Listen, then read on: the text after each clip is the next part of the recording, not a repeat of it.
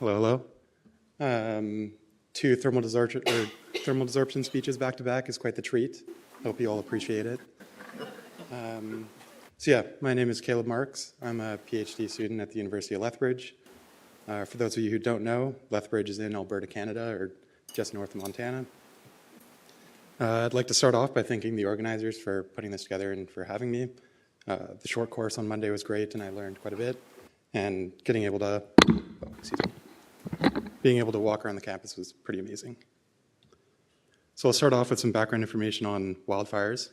As I'm sure we can all agree, wildland fires are a pretty significant global problem, not just from the destruction from the flames themselves, but also from the emissions of smoke into the atmosphere. Excuse me. In 2025, it was estimated that over 1,400 megatons of carbon was released. For scale reference, that was just about 233 million elephants in terms of mass, which I think is quite a ridiculous amount of elephants. Beyond just the carbon emissions, smoke also contains other harmful byproducts. These harmful byproducts can cause adverse human and environmental impacts. And as airborne contaminants, they can also travel hundreds of kilometers, affecting urban air quality over large geographical landscapes. Enjoy that animation. So kind of my favorite phrase is I always like to say that smoke is a cocktail. So smoke is a highly complex cocktail of a variety of different materials, including your particulates, inorganic gases, including your carbon dioxide, carbon monoxide, some of your NOx, and in my case, also your volatile organic compounds.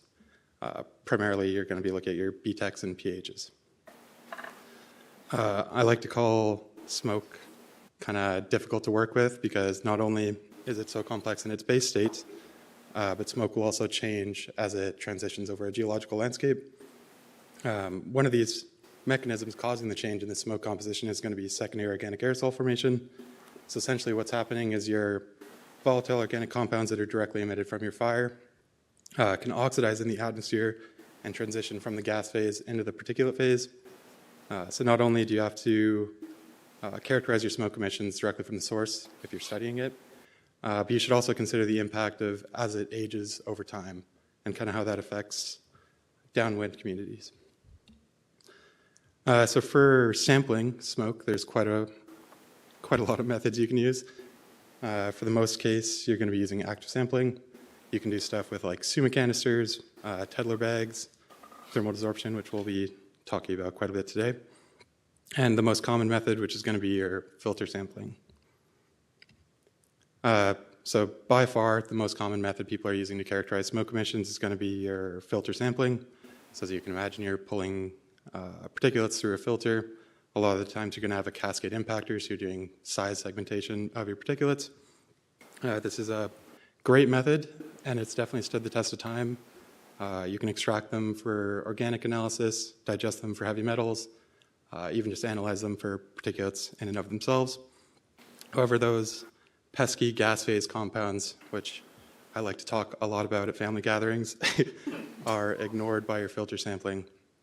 So thermal desorption is potentially a upgraded method for the characterization of smoke, allowing for the simultaneous analysis of gas phase and particulate phase organic compounds. So what is thermal desorption? Talked about it before, but I really love this metaphor where thermal desorption is basically just a Brita filter, except for air. So take a Brita filter, put it in the form of a straw, and that's basically all it is. You don't really need to read too much more than that. In reality, thermal desorption is essentially the collection of multiple sorbent materials. So you can use these sorbents to retain volatile organic compounds that are in the air.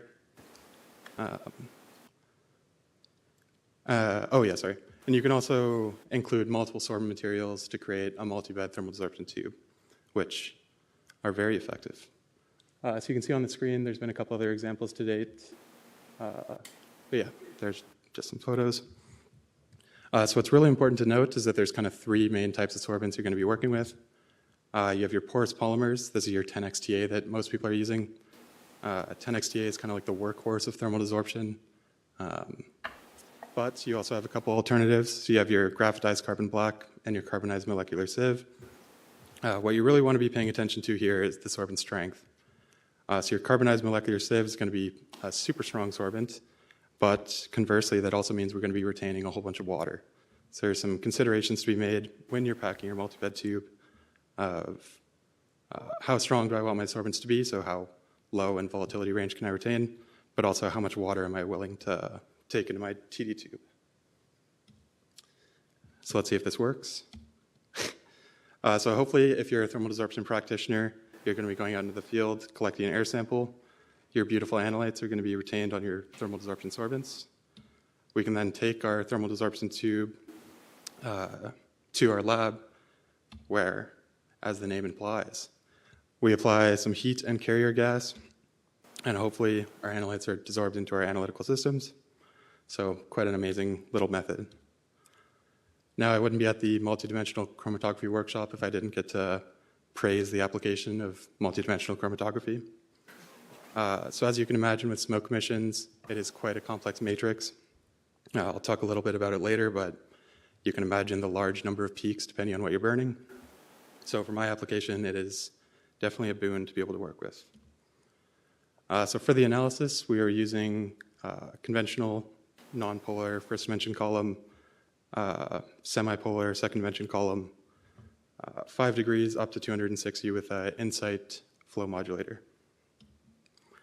So to optimize the use of thermal desorption for smoke analysis, we conducted 4 primary trials. So we had a sorbent bed optimization, conditioning optimization, desorption parameter optimization, and finally a long-term storage test. To complete this research, we combined 2 liquid standards, pH standard and then an EPA 502 VOC standard. Essentially, this resulted in 41 unique compounds with retention indices ranging from 600 to 2100, log KOWs of 1.7 to 5.16, with a pretty large breadth in Henry's law constant. Let's see if this video plays. It does. Okay. So some of you might be confused how we're taking a liquid sample and analyzing it on our thermal desorption tube. I've been talking about air. Where's liquid coming from? So using some fairly new technology, it's not doing anything too crazy. We're able to inject liquid standards onto our thermal desorption tubes, essentially just using a stream of nitrogen directly through the tube. So when we inject our liquid standard, hopefully it gets retained on our sorbents. So for the sorbent tube optimization, or the sorbent bed selection, essentially we compared 6 different tubes, so 3 in-house tubes and 3 commercially packed tubes. Like I said, what you really want to look for here is the sorbent strength and also the sorbent material. So the 6 tubes were compared with 3 primary metrics: recovery, linearity, and limits of detection. And our multi-component standard mixture was diluted at a concentration curve at 5 levels. So you can see a calibration curve. Hopefully this is pretty familiar to all of us. You start to see a pretty clear trend, which is amazing for me. So we can take a closer look. So don't get too intimidated. Essentially right now, we have 2 heat maps. So 10 ppm in the 0.65, our high and low end range. So each row in these heat maps is going to represent one of our target analytes. And let's see, how do you get the, yeah. Oh, I see. Okay. Awesome. I mostly just wanted to use the laser pointer. So what you're going to see is a pretty cool trend. So tube D, this is our 10xTA and Carbopac X. Across kind of all of our 41 compounds was quite significantly, or not super significantly, but definitely saw an improvement in analyte retention. However, conversely, at the 0.625 tube F, that's our triple pack tube, outperformed the other one, as you can see over there. So to me, this is a really interesting result because I've never really seen anybody exploring the relationship between concentration and sorbent retention, like sorbent retention based on analyte concentration. I've never seen it in a paper before.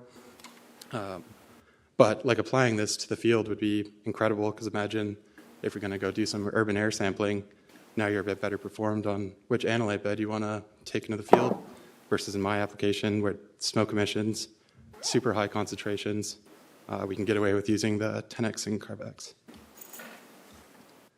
So the conditioning optimization, so tube conditioning, since I forgot to mention it, is essentially our cleaning step. So in the same way that we can desorb our analytes into our analytical systems, we can also clean our thermal desorption tubes, allowing us to reuse them. So essentially I took 2 conditioning parameters, time and temperature, at 3 factorial levels.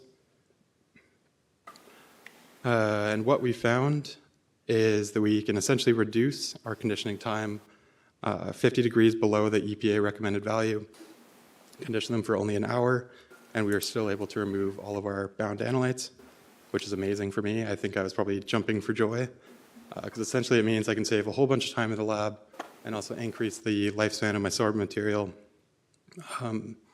Yeah, for those of you who don't know, if you're increasing your temperatures while you're desorbing, you're decaying your sorbent over time. So decreasing that is great for us.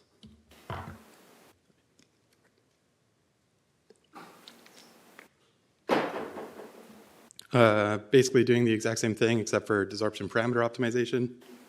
So we included the trap flow. So we have 3 factorial parameters at 3 factorial levels, low, medium, and high. So 14 trial runs injected in quadruplicate to investigate if there's a relationship between manipulating any of these desorption parameters and an increase in peak area. So what we found, once again, I was jumping for joy. We can decrease our desorption time, temperature, and trap flow without having any significant impact on peak area, which is great. Increase life year sorbent, decrease those expensive gas costs, and also save time per sample during analysis. However, we took one step further and took a look at the first 3 trial runs. This is our highest, neutral, and lowest factorial levels, and investigated them at the full concentration curve, so 10 all the way to 0.625 concentration, or 0.65 ppm, excuse me. And what we found is a fairly interesting result, where 10 and 0.65 seem to have some improvement using the maximum desorption parameters we investigated, where it's kind of an inconsistent trend in the middle of the linear range. So something definitely to look a bit further into. Lastly, we ended off with a storage stability trial. So in my reading, I was mostly discovering that the storage stability tests that have been done to date with thermal desorption either focused on shorter holding times or like lower number of compounds. So maybe like a BTEX 2-week storage stability trial, something like that. So we looked at 35 days, 8 sampling intervals to investigate the impact of storage on thermal desorption. This has been a great study for me, jumping for joy almost every time. No analyte loss was observed over 35 days, which was great.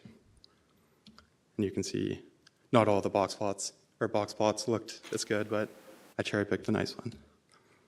So lastly, we took this developed thermal desorption method and applied it to my actual research, which is let's light some stuff on fire and analyze the smoke. So we took a tent stove, so if you're going camping and really want it to be nice and warm, connected it to a custom chimney for our kind of custom combustion chamber. So we burned 150 grams of white spruce, collected about 1 liter of emitted smoke, and analyzed it on our TD-GCGC. So you can see that chromatogram on the right, or surface chart, excuse me. Definitely looks a little intimidating, maybe not to some of your applications. So per sample, we were averaging about 1,606 unique peaks. 78% of those peaks range from C6 to C14, so kind of right in that, there we are, center area. We were able to identify 19 of our 41 standard compounds. That's all of our pHs as well as our BTEX compounds, and those standards were kind of right perfectly in our linear range at 4.56 plus or minus 3.4. Yeah, so in summary, the concentration-dependent variations in sorbent bed selection, I think, is a really interesting result, warranting further research for sure, because if you can improve your method selection, at the end of the day, you're going to be improving your method results. Reduction in parameters, both in conditioning and desorption, is amazing news. Essentially increase the lifespan of your sorbent without very much impact on peak recovery, as well as that great safe storage up to 35 days. And yeah, so the advantages of GCGC, I don't think I have to tell anybody that it was great to use. So I wanted to make a joke on the acknowledgement slide that me and my lab don't have a photo of all of us together. Every presentation before this had like a nice, here's all of our students, but we do not have one of those, so you'll have to imagine it.